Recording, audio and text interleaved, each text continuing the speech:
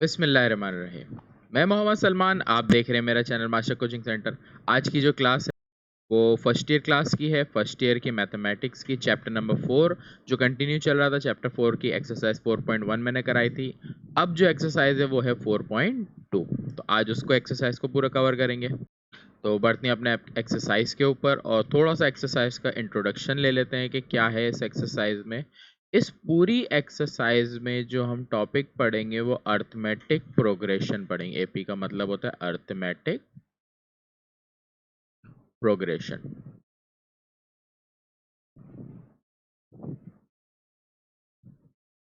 ठीक है, अब इसमें जो फॉर्मूला हमारा यूज होगा, इसमें A N is equal to A plus N minus one into D. फॉर्मूले के वैल्यूज पे जाएं, टर्म्स पे जाएं, तो ए एन हमारी होती है लास्ट टर्म या nth टर्म, लास्ट टर्म भी बोलते हैं या nth टर्म। अगर मैं सिर्फ ए की बात करूं तो ये हमारी होती है फर्स्ट टर्म। अगर मैं बात करूं डी की, ये हमारा होता है कॉमन डिफरेंस। अब कॉमन डिफरेंस होता क्या है भाई?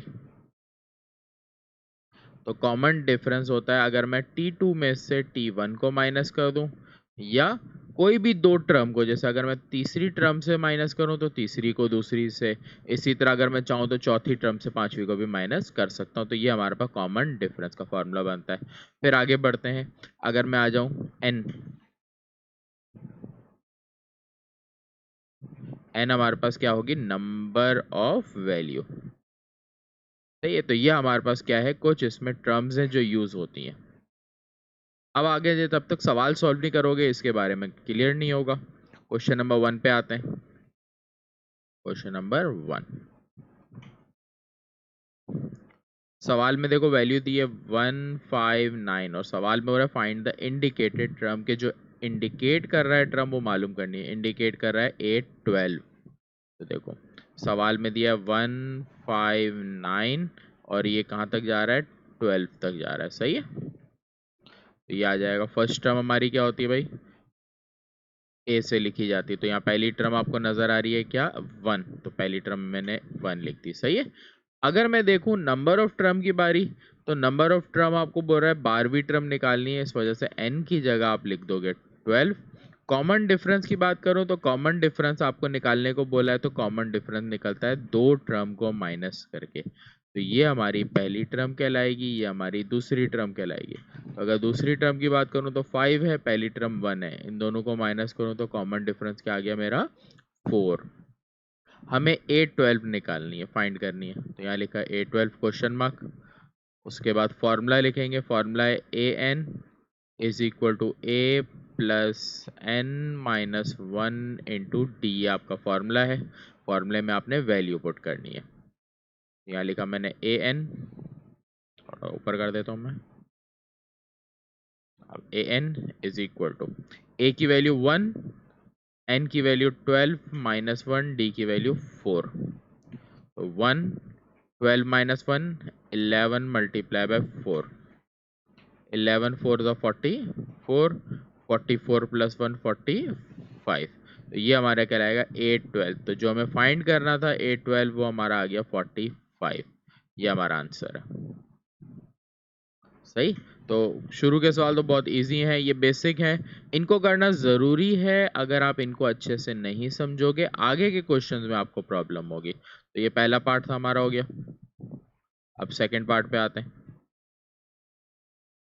सेकंड पार्ट में आप देखो तो वैल्यू माइनस में दी है, तो यहाँ पर जो वैल्यू दी है मैं वो लिख लेता हूँ -15, -9, -3 और आगे लिखा हुआ है 8 10। सही है। अब इसी में जो पहली टर्म लिखी हुई नजर आ रही है वो आपकी ए हो गई। ए की वैल्यू हो गई -15। आपको निकालना होता है कॉमन डिफरेंस दो टर्म को माइनस करके। तो मैं माइनस करूंगा, हमारा फॉर्मूला लिख देते हैं। कॉमन डिफरेंस को हम यूं भी लिख सकते हैं A2 माइनस A1, टी से भी लिख सकते हैं और ए से भी लिख सकते हैं। सही है। तो अगर मैं वैल्यू लिखूं, A2 की वैल्यू क्या है मेरी? -9। A1 की वैल्यू मेरी क्या है? -15। दो माइनस आ रहे हैं, पहले साइन सॉल्व हो जाएगी। जब आगे सॉल्व करो तो एरो डाला करो। सही है। माइनस माइनस प्लस 15, 15 में से 9 माइनस होगा तो मेरे पास क्या आ जाएगा? 6। ये डी आ गया। फिर आ जाते हैं, मुझे ट्रम जो निकालनी है वो कौन सी निकालनी है, A10 निकालनी है भाई। तो इसका मतलब हो गया n की वैल्यू हो गई 10 और A10 निकालना है तो लिखूंगा A10 question mark. Same formula जो हम यूज़ कर रहे हैं और पूरी एक्सरसाइज में यही एक फार्मूला यूज़ होना है। तो n-1 इंटू डी, वैल्यूज़ रख लेते हैं। an हमारे पास क्या है, मालूम करना है, मतलब n की जगह 10। a की वैल्यू क्या है भाई, -15। n की वैल्यू है 10 -1 और d की वैल्यू हमारे पास है 6।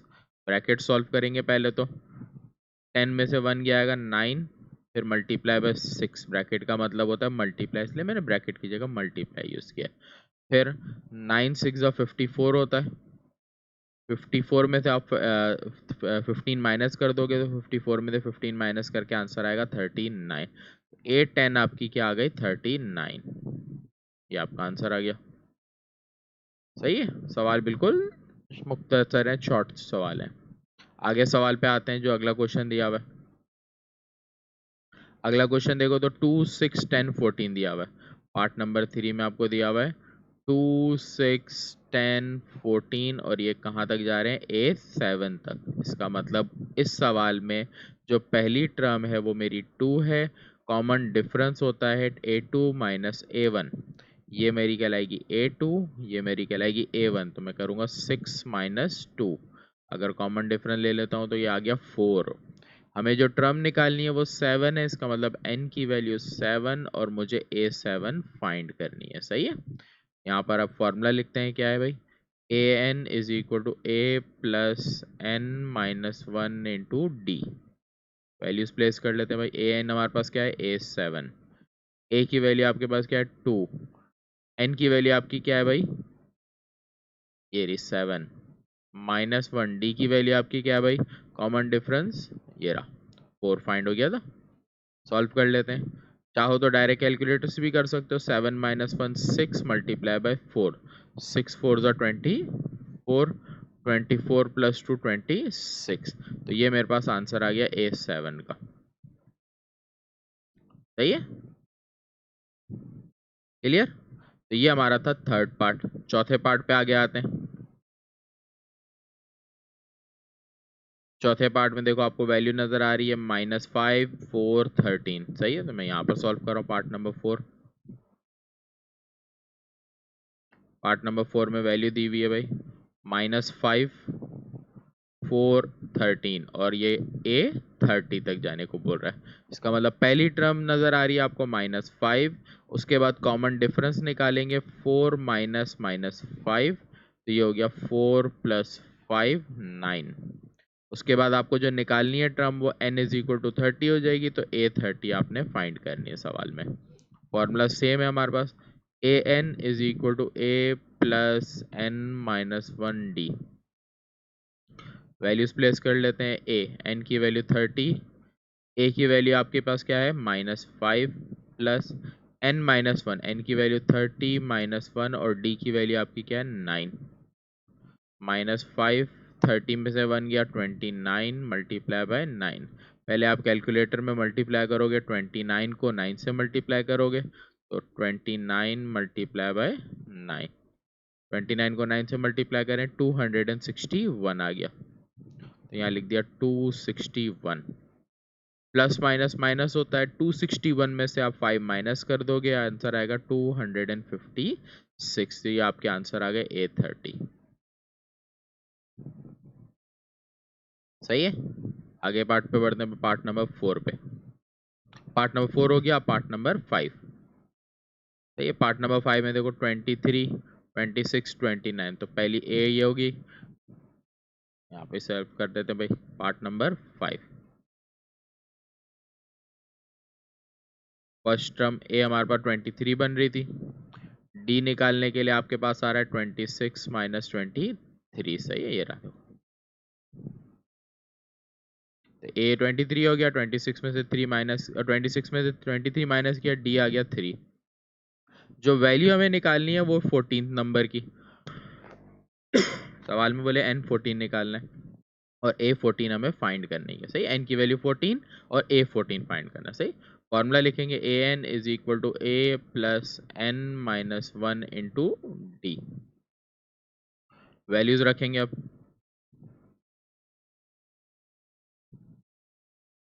वैल्यूज रख लेते हैं। ए एन की जगह आप रखोगे क्या 14, फिर ए की value 23 plus N minus one.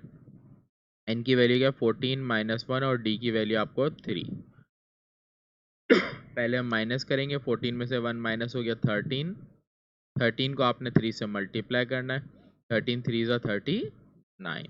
अब इन दोनों को ऐड कर देना है, 62 आंसर आ जाएगा इसको ऐड करके। सही, ये आपका आंसर आ गया पार्ट नंबर 5 का। अब पार्ट नंबर 6 पे आ जाते हैं भाई। लास्ट पार्ट है इस क्वेश्चन का, पार्ट नंबर 6। ये पार्ट नंबर 6 में फ्रैक्शन में वैल्यू दे रहा है। वैल्यू दे रहा है 1/3, 1/2, 2/3 और जाने को बोल रहा है A6 पर। तो फर्स्ट टर्म आपकी हो गई 1/3। कॉमन डिफरेंस हमेशा दो टर्म को माइनस करके निकलता है, तो हम इस वाली टर्म को 1/2 को माइनस करेंगे 1/3 से। फ्रैक्शन की वैल्यू है, एलसीएम लेके सॉल्व होगी। एलसीएम का तरीका आप लोग को याद होना चाहिए कि नीचे की वैल्यू को हम मल्टीप्लाई करते हैं, 3 को 2 से मल्टीप्लाई करेंगे 6 आ जाएगा, फिर क्रॉस मल्टीप्लिकेशन, 3 को इससे मल्टीप्लाई कर देंगे, 2 को इससे मल्टीप्लाई करेंगे, 3 1 ज़ा 3, 2 1 ज़ा 2। तो कॉमन डिफरेंस आ गया 1/6। डी आ गया। हमें 6 दिया हुआ है, एन की वैल्यू हो गई 6 और निकालना है A6। तो क्वेश्चन में फॉर्मूला मेंशन करेंगे भाई। फॉर्मूला है AN is equal to A plus N minus 1 into D. ये हो गया A6। A की वैल्यू 1/3, N की वैल्यू आपकी 6 माइनस 1 और D की वैल्यू 1/6। सही है। A6 ये आ जाएगा 1/3। 6 में से 1 माइनस होगा 5 मल्टीप्लाई बाय 1/6। पहले मल्टीप्लाई करना ज़रूरी है, पहले आपने मल्टीप्लाई करना है। तो 5 को 1 से मल्टीप्लाई करेंगे 5/6। अब एलसीएम लेंगे, चाहे मैन्युअली लो चाहे कैलकुलेटर से लो, आपकी मर्जी। 6 3 ज़ा 18, 6 1 ज़ा 6, 5 3 ज़ा 15। 6 प्लस 15 करेंगे तो 21 आ गया। अब इन दोनों की रिड्यूसिंग हो रही है, कटिंग हो रही है। 3 के टेबल में आता है 3 7 ज़ा 21, 3 6 ज़ा 18। आंसर आ गया 7/6। ये आपका आंसर आ गया। सही, तो ये क्वेश्चन नंबर 1 के जितने भी पार्ट थे वो मैंने सारे सॉल्व करा दिए। जब तक आप प्रैक्टिस अच्छे से नहीं करोगे नहीं आएंगे, तो प्रैक्टिस ज़रूरी है स्टूडेंट्स। अगर प्रैक्टिस करोगे तो ही पक्के होंगे। सही है। ये सिर्फ ये है कि आगे की एक्सरसाइज आपके लिए इजी होती जाए, इसलिए ये सवाल की प्रैक्टिस करवानी है ज़रूरी। फिर question 2, find the first 5 term of the following arithmetic series. तरीका तो ये होगा कि 5 टर्म निकालनी है। एन की जगह 1 2 3 4 5 हम रखेंगे, तो एन की वैल्यूज की वजह से 5 टर्म हमें मिलती जाएगी। सही, लेकिन कुछ सवाल में ट्रिक हम यूज करेंगे जिसकी वजह से इजी हो जाएगा। सही है। तो क्वेश्चन 1 पे आते हैं, क्वेश्चन 2 के पहले पार्ट पे आते हैं। तो क्वेश्चन नंबर डाल देता हूँ, क्वेश्चन नंबर 2 पार्ट नंबर 1। सही है। अब सवाल में मेरे को जो वैल्यू दी हुई है पहले वो लिख लें। तो मेरे को दी हुई है an is equal to 2n minus 3, ये दिया है और मुझे फर्स्ट 5 टर्म निकालनी है। सो सिंपल मैं स्टार्ट ये करूंगा, n की जगह मैं रखूंगा 1 और n की जगह रखूंगा 2, बस दो वैल्यूज निकालूंगा, बाकी नहीं निकालूंगा। कैसे करूंगा और क्या करूंगा देखते जाओ। a n की जगह 1, फिर 2 1 minus 3। a1 is equal to 2 1 ज़ा 2 3। a1 आपके पास क्या आ गया -1। फिर यहाँ पर n की वैल्यू 2 रख लेता हूँ। a2 is equal to 2 2 minus 3। a2 is equal to 2 2 ज़ा 4 माइनस 3। a2 आपके पास आ गया 1। आपके पास पहली टर्म आ गई -1, अगली टर्म आ गई 1। अब आपके पास और 3 टर्म निकालनी है। सीधा सीधा तरीका अगर चलो तो आप ये कर सकते हो कि आप n की वैल्यू को 3 भी पुट करो, n की वैल्यू 4 पुट करो और 5 पुट करो और 3 आंसर आ जाएंगे। एक तरीका तो हम पिछली एक्सरसाइज में भी सीख चुके हैं 4.1 में। यहाँ एक नया तरीका सीख लेते हैं, थोड़ा सा आप रफ वर्क कर लो। तो अब आप सेकंड मेथड के लिए क्या करोगे, यहाँ निकालोगे d। कॉमन डिफरेंस क्या होता है, a2 माइनस a1 होता है। तो यहाँ a2 आपके पास 1 है, a1 आपके पास -1 है, तो क्या हो गया 1 + 1। आपके पास d आ गया 2। यहाँ पर आप हर वैल्यू में 2 को ऐड करते जाओ। 1 + 2 ऐड करो, क्या आ जाएगा 3। 3 + 2 ऐड करोगे 5। 5 प्लस 2 ऐड करोगे क्या आ गया 7। तो जब आपको कॉमन डिफरेंस पता चल जाए तो चाहे आप जितनी सीक्वेंस बनाना चाहो आप बना सकते हो। तो मैंने यहाँ 2 टर्म निकाली, कॉमन डिफरेंस निकाला, जितना कॉमन डिफरेंस आया वो ऐड करता गया तो मेरे पास आंसर आते गए। सही है, तो इसमें आसानी थी, मैंने n की वैल्यू पुट नहीं करनी। सही है, तो 2 तरीके हैं n की वैल्यू पुट करने वाला भी और बगैर उसको भी। सही, ज़्यादा बेहतर है कि आप दूसरे मेथड को फॉलो करो तो अच्छा रहेगा। सही है, सीखने के लिए नई चीज़ सीखो तो अच्छा है ना। अगला पार्ट दिया हुआ है क्वेश्चन नंबर 2, n-2 और 3n-5। सही है, तो ये ले लेते हैं सवाल सॉल्व करने के लिए। नीचे सवाल लिखते हैं पहले तो, a n-2, फिर आगे में दिया 3n-5, 3n-5। यहाँ पर भी यही करेंगे, n की वैल्यू 1 पुट करेंगे और n की वैल्यू 2 पुट करेंगे। अब देखो 1 पुट करने से हो रहा क्या है, पहले तो 1 minus 2 is equal to 3, 1 minus 5। अगर मैं यहाँ 1 पुट करता हूँ तो यहाँ तो मेरे पास -1 आ जाता है, क्योंकि मेरे पास 1 नहीं आ रहा। हमें टर्म चाहिए -1 नहीं 1, हमें यहाँ 1 चाहिए। तो हम क्या करेंगे इसके लिए, तो हम यहाँ पर n की जगह ऐसी वैल्यू रखेंगे जिससे आंसर यहाँ पर 1 आ जाए। तो वो n की वैल्यू हमारी 1 तो है नहीं, क्योंकि हमने 1 से तो सॉल्व कर लिया। इसका मतलब 2 रख के देखेंगे, 2 भी रखूंगा तो भी आंसर नहीं आएगा। तो इसका मतलब 3 रखूंगा, क्योंकि 3 यहाँ पर रखने से 3 माइनस 2 1 बनेगा। तो इस सवाल में आपने ये देखना है, 3 माइनस 2 1 हो गया। यहाँ पर भी क्या आएगा 3, 3 3 तो 9, 9 माइनस 5। तो ये हमारे पास a1 जो आ गया वो क्या आ गया 4। इसी तरह अब एक और वैल्यू रखेंगे, n की जगह 3 रखा, अब n की जगह 2 रखूंगा। तो n इज इक्वल टू 4। अब 3 रखा ना, 3 के बाद 4 रखूंगा तो क्या हो जाएगा a 4 माइनस 2, यहाँ पर सही है, n की जगह 4 रखा, फिर 3 4 minus 5। a2 is equal to 3 4 ज़ा 12, 12 माइनस 5 7। सही है, तो ये हमारे पास a2 आ गया और a1 आ गया। अब देखो इसी सीक्वेंस की मदद से मैं बाकी सब निकाल सकता हूँ। 4 आ गया, 7 आ गया। अब आप देखो कॉमन डिफरेंस क्या आ रहा है, 7 में से आप 4 माइनस करो, कॉमन डिफरेंस आया 3। ये रफक से करोगे ब्लैक रेड वाला काम। तो इसका मतलब आगे 3 3 ऐड करोगे, 7 प्लस 3 करेंगे हमारे पास कितना आ जाएगा 10, 10 में 3 प्लस करेंगे 13, 13 में 3 प्लस करेंगे हमारे पास क्या आ जाएगा 17। तो ये हमारे पास आंसर आते गए। सही है, तो ये हमारे पास सवाल का तरीका था। इस सवाल के अंदर थोड़ा सा मुख्तलिफ हमने सॉल्व किया। सही है, तो ये आंसर। इसी तरह जितने भी पार्ट्स हैं वो सारे इसी तरह के हैं। तो जल्द से सारे पार्ट ही सॉल्व कराऊंगा इंशाल्लाह। क्वेश्चन नंबर 3 पे आते हैं, पार्ट नंबर 3 पे इसके।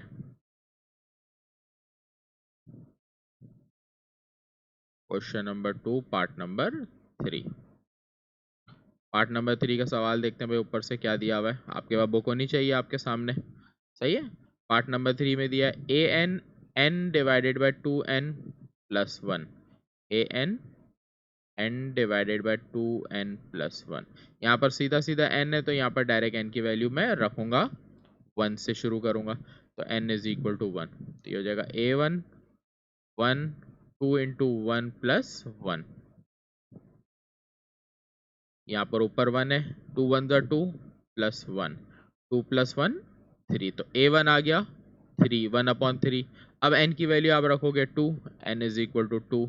ये हो जाएगा a2 is equal to 1/2 into 2 plus 1।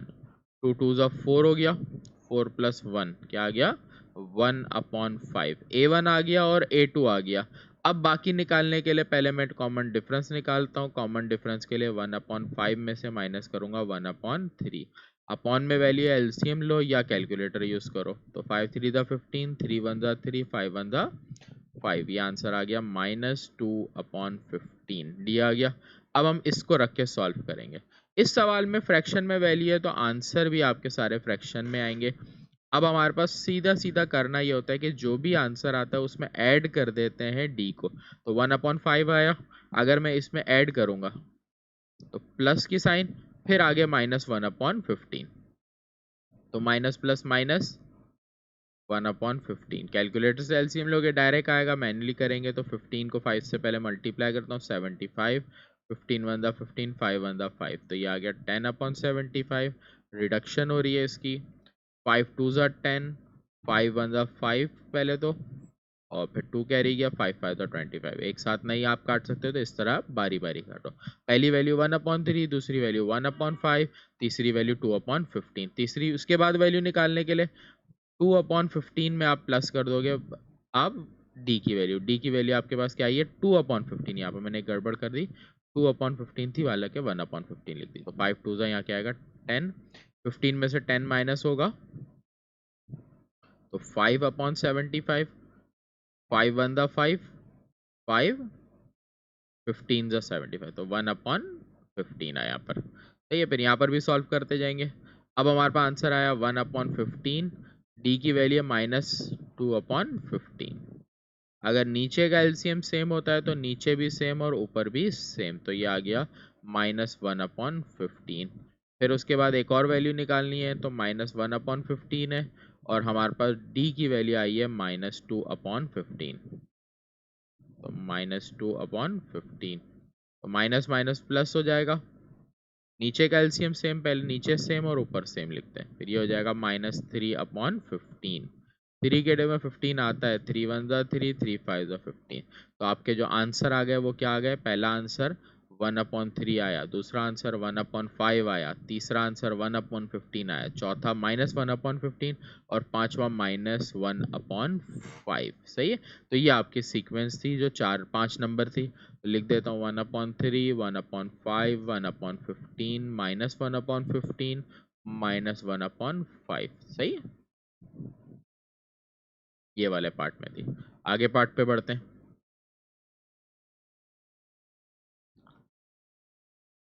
Board में क्लियर कर देता हूँ तो आसानी हो जाएगी।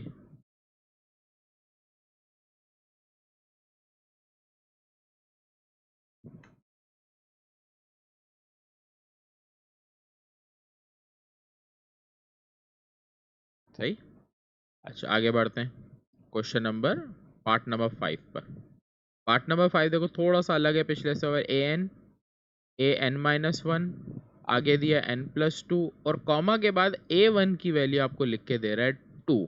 तो आपने यहाँ पर वैल्यू रखते वक्त भी देखना है क्या रख सकते हो। तो यहाँ पर आप क्या रखोगे, ये माइनस से इक्वल लगा दिया मैंने। अब यहाँ पर आप n की वैल्यू 1 2 और रख के सॉल्व करोगे। तो यहाँ पर पहले मैं रखता हूँ n = 1। सही है, तो a1 -1 1 + 2। अब मुझे a की वैल्यू 1 तो दी हुई है ना, इसलिए यहाँ पर रख के सॉल्व करने का भी फायदा नहीं, क्योंकि आंसर वापस 2 ही आना है।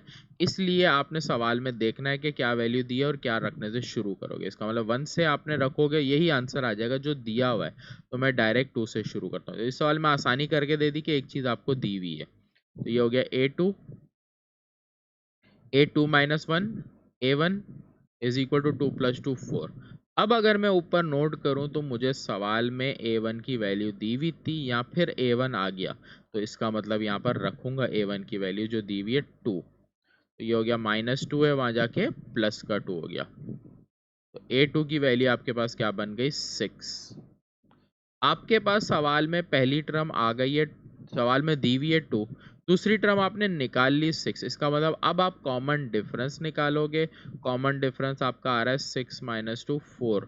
इसका मतलब हर वैल्यू में 4 प्लस कर दो। 6 + 4 10, 10 + 4 14, 14 + 4 18। तो ये आपका आंसर है। तो सवाल और इजी था ये वाला। आगे बढ़ते हैं। इसी तरह का सवाल है पार्ट नंबर 6 में। देखो a = 5 and other 3 consecutive term are। हमेशा याद रखना ये जो कंसेक्यूटिव टर्म होती है उसका मतलब होता है फौरन एक के बाद एक आने वाली टर्म।